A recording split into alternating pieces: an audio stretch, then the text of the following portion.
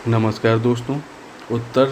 आज मैं उत्तर प्रदेश की नीतियों से संबंधित आपके सामने एक छोटी सी वीडियो लेकर के आया हूँ। इसमें मैंने नीतियों को डेट वाइज क्रमबद्ध कर दिया है, सिस्टमैटिक कर दिया है, जिससे आपको याद करने में बहुत ही आसानी होने वाली है। तो आइए स्टार्ट करते हैं। उत्तर प्रदेश की नीतियाँ, इसमें मैंने 2022, 2023 और 2024 इसको तीन भागों में बांट दिया है। तो 2022 के बारे में सबसे पहले हम देखते हैं। 2022 में 13 अक्टूबर, 3 नवंबर 13 अक्टूबर, 3 नवंबर और 16 नवंबर 3 नीतियाँ आई थी। अक्टूबर और 2022 में ये आप आसानी से याद भी कर सकते हैं कि 2022 में अक्टूबर और नवंबर में 4 नीतियाँ आई हैं। तो अगर हम अक्टूबर का देखते हैं तो अक्टूबर में एक नीति आई थी जो वस्त्र और गारमेंट से संबंधित था। अब इसके बारे में हम डिटेल में पढ़ने की हमें कोई आवश्यकता नहीं है। रीज़न क्या है कि और जो अननेसेसरी वाली चीज़ें, मान लीजिए उसमें बहुत सी सारी चीज़ें दी हुई थी कि वस्त्र और गारमेंट्स नीति वस्त्रों संबंधित उद्योग को बढ़ावा देने और रोजगार का सृजन करने के लिए बनाई गई है। तो ये सारी चीज़ें पढ़ने से कोई फ़ायदा नहीं। ये सारी चीज़ें तो आपको अगर वो पूछता है कि वस्त्र और गारमेंट्स नीति किस चीज़ से संबंधित है, तो ये वस्त्र और गारमेंट्स के उद्योगों और रोजगार के सृजन से संबंधित है। तो इसमें जो फैक्चुअल चीज़ें आपको पढ़ने वाली हैं वो हैं कि उत्तर प्रदेश वस्त्र और गारमेंट नीति 13 अक्टूबर 2022 को आई और इसमें 10,000 करोड़ रुपए के निवेश और 5 लाख रोजगार के सृजन के बारे में बोला हुआ है।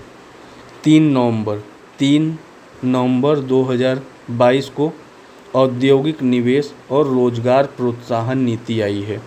ठीक है, इसमें निवेशकों को तेज़ी से ज़मीन देना, यानी निवेशकों को बहुत ही आसानी से ज़मीन उपलब्ध कराना और विदेशों से जो कंपनियां बंद हो रही हैं उनको यूपी में अट्रैक्ट करना और उन्हें किसी चीज़ की असुविधा न हो, इसका विशेष ध्यान रखने के लिए यह नीति आई है। और इसका एक और भी उद्देश्य है कि जो उद्योग यानी जो भी उद्योग अब चल नहीं रहे हैं, बीमार हो चुके हैं, उनका अगर कोई अधिग्रहण करना चाहता है तो वो भी आसानी से इसमें किया जा सकता है। 3 नवंबर 2022 को उत्तर प्रदेश स्टार्टअप नीति भी आई थी। इसकी जो फैक्चुअल चीज़ें हैं कि 2020 के संशोधन, 2020 में जो नीति आई थी उसका संशोधन है। उत्कृष्टता केंद्रों का लक्ष्य 3 से 8 किया गया, यानी जो 2020 में नीति आई थी उसमें 3 उत्कृष्टता केंद्र खोलने के बारे में कहा गया था। अब जो संशोधन हुआ है उसमें अब 8 उत्कृष्टता केंद्र खोले जाएंगे। उसके बाद स्टार्टअप के 1 वर्ष तक जो भत्ता दिया जाता था उसे 15,000 से 17,500 कर दिया गया है। यानी अगर आप कोई स्टार्टअप स्टार्ट करते हैं तो शुरू में 1 वर्ष के लिए अगर आपको लाभ नहीं हो रहा है तो उसमें कहा गया था, यानी 2020 वाली नीति में कहा गया था कि आपको 15,000 का भत्ता दिया जाएगा। लेकिन अब इस वाले में ये कहा गया है कि अब आपको 17,000 का भत्ता, 17,500 का भत्ता दिया जाएगा। 16 नवंबर को 3 नीतियाँ आई। पर्यटन नीति, सूचना प्रौद्योगिकी और जनित सेवा नीति और सौर नीति। पर्यटन नीति, सौर नीति और सूचना प्रौद्योगिकी नीति, 16 नवंबर को 3 नीतियाँ आई हैं। पर्यटन नीति 2022 से 2027 तक चलेगी। इसमें 12 सर्किट्स का विकास किया जाएगा। इसमें 22 गतिविधियों को प्रोत्साहन दिया जाएगा, 20,000 करोड़ का निवेश किया जाएगा और 10 लाख नौकरियां दी जाएंगी। सूचना प्रौद्योगिकी व जनित सेवा नीति। सूचना प्रौद्योगिकी वाली नीति में सभी मंडलों में एक आईटी पार्क बनाया जाएगा। पूर्वी, पश्चिमी, मध्य और बुंदेलखंड में एक आईटी सिटी खोली जाएगी। 5,000 का निवेश किया जाएगा और 1.5 लाख नई जॉब दी जाएगी। सौर नीति 2022, यानी ये भी 16 नवंबर को आई। 5 वर्षों में 22,000 मेगाहर्ट्ज़ की क्षमता प्राप्त करना। 5 वर्षों में 22,000 मेगाहर्ट्ज़ की क्षमता प्राप्त करना। 16 नगर निगमों और नोएडा में सोलर सिटी का सृजन करना और अयोध्या को मॉडल सोलर सिटी के रूप में विकसित करना, ये है। ठीक है, अब आते हैं 2023 की नीतियों पर। 2023 में 28 जनवरी, 22 फरवरी, 10 मार्च, 28 जून और 1 अगस्त, यानी इतनी डेट्स पर नीतियाँ आई, यानी जनवरी, फरवरी, मार्च, जून, अगस्त में नीतियाँ आई। ठीक है, 28 जनवरी को खाद्य प्रसंस्करण नीति आई। यह 5 वर्ष के लिए वैध थी। जो खाद्य प्रसंस्करण और उद्योग नीति थी, यह 5 वर्ष के लिए आई थी। उद्योग और खाद्य प्रसंस्करण निदेशालय इसकी नोडल एजेंसी है, यानी एग्जाम्स में पूछ सकता है कि जो खाद्य प्रसंस्करण नीति आई थी उसका नोडल एजेंसी कौन सी है, तो नोडल एजेंसी निदेशालय, खाद्य निदेशालय इसकी नोडल एजेंसी है। इसका सीधा सा जो उद्देश्य है किसानों को लाभ पहुंचाना, खाद्य प्रसंस्करण में वृद्धि करना और निर्यात को बढ़ावा देना है। 12.5 एकड़ भूमि की अनुमति दी जाएगी। इसमें अगर आप खाद्य प्रसंस्करण के लिए कोई छोटी मोटी फैक्ट्री खोलना चाहते हैं तो इसके लिए आप 12.5 एकड़ की भूमि खरीद सकते हैं। गैर कृषि विषयक, अगर आपका जो खाद्य प्रसंस्करण है अगर वो गैर कृषि यानी वह कृषि से संबंधित नहीं है तो उसमें 2% की छूट दी जाएगी। तो सिर्फ और सिर्फ आप लोग इतना याद रखिए कि अगर गैर कृषि विषयक है तो उसमें 2% की छूट, ठीक है, और स्टाम्प ड्यूटी में भी छूट दी जाएगी। 22 फरवरी को उत्तर प्रदेश फिल्म नीति आई। इसमें फिल्म बंधु की नियुक्ति की जाएगी, ठीक है, और एक फिल्म विकास परिषद का गठन किया जाएगा। एक सिंगल विंडो खोला जाएगा जिसमें सारी अनुमति एक सिंगल विंडो से दी जाएगी।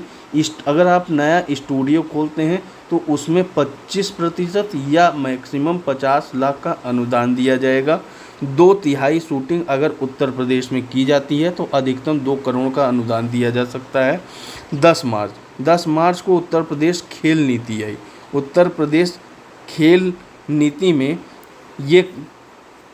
ये कहा गया है कि हर जिले से 5 खिलाड़ियों को चिन्हित किया जाएगा। उत्तर प्रदेश खेल नीति में हर जिले से 5 खिलाड़ियों को चिन्हित किया जाएगा। एक खेल विकास प्राधिकरण की स्थापना की जाएगी। 14 उत्कृष्टता केंद्रों की स्थापना की जाएगी। 5 उच्च प्रदर्शन केंद्रों की स्थापना की जाएगी। उच्च प्रदर्शन केंद्रों की स्थापना कितनी की जाएगी? 5। खेल विकास कोष की स्थापना की जाएगी जिसमें शुरू में 10 करोड़ रुपया डाला जाएगा। 28 जून को टाउनशिप नीति आई।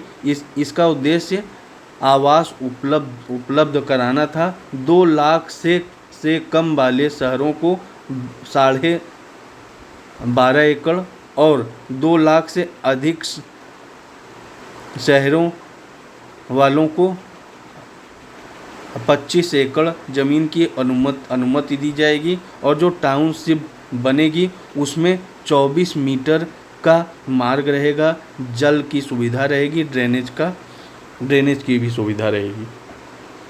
1 अगस्त 2023 जल आधारित पर्यटन और साहसिक क्रीड़ा नीति। पर्यटन निगम द्वारा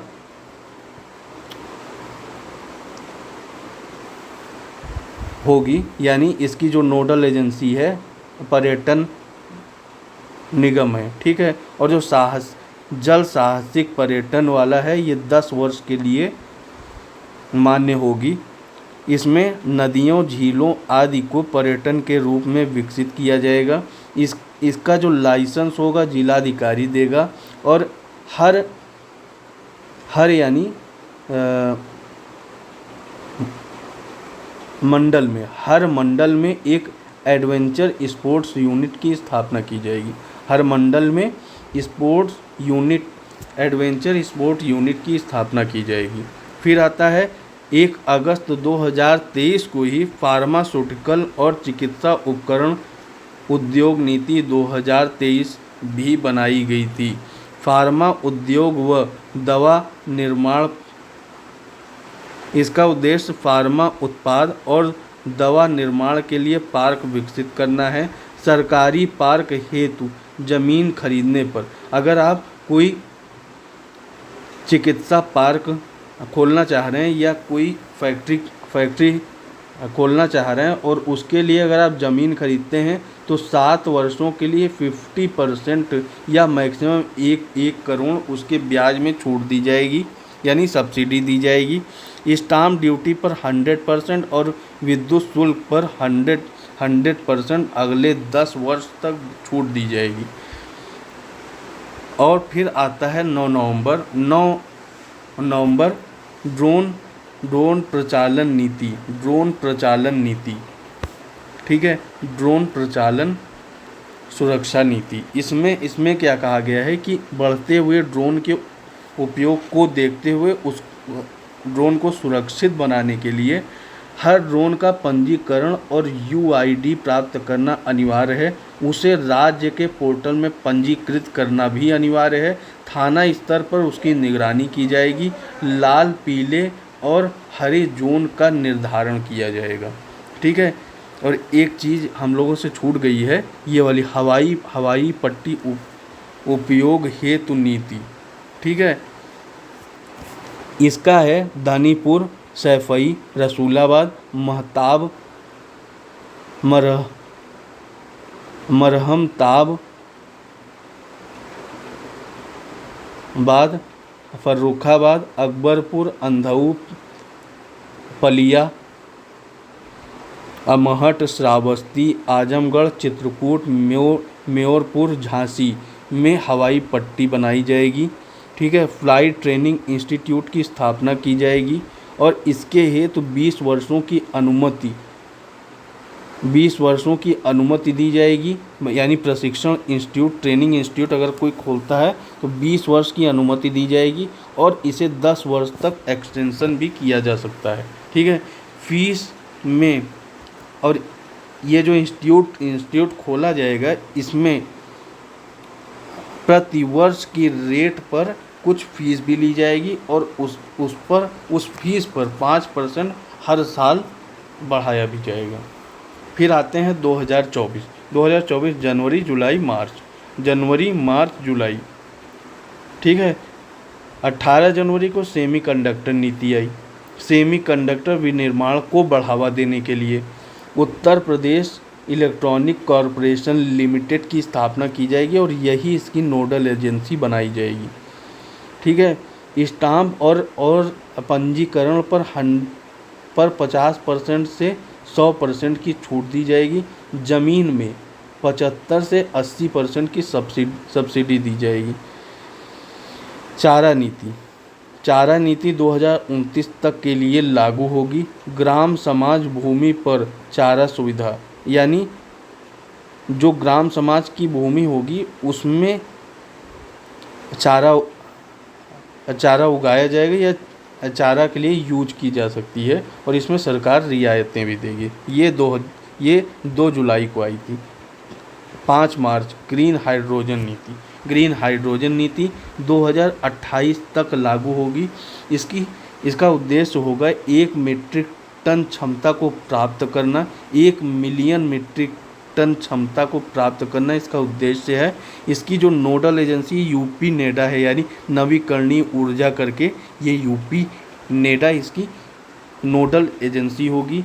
स्थापना हेतु ग्राम समाज व सरकारी ज़मीन को लीज पर 30 वर्षों के लिए दिया जाएगा। अगर कोई सरकार ये काम कर रही है तो 1 रुपया प्रति एकड़ और निजी निवेशकों के लिए 15,000 प्रति एकड़ इसका फीस दी जानी लक्षित है।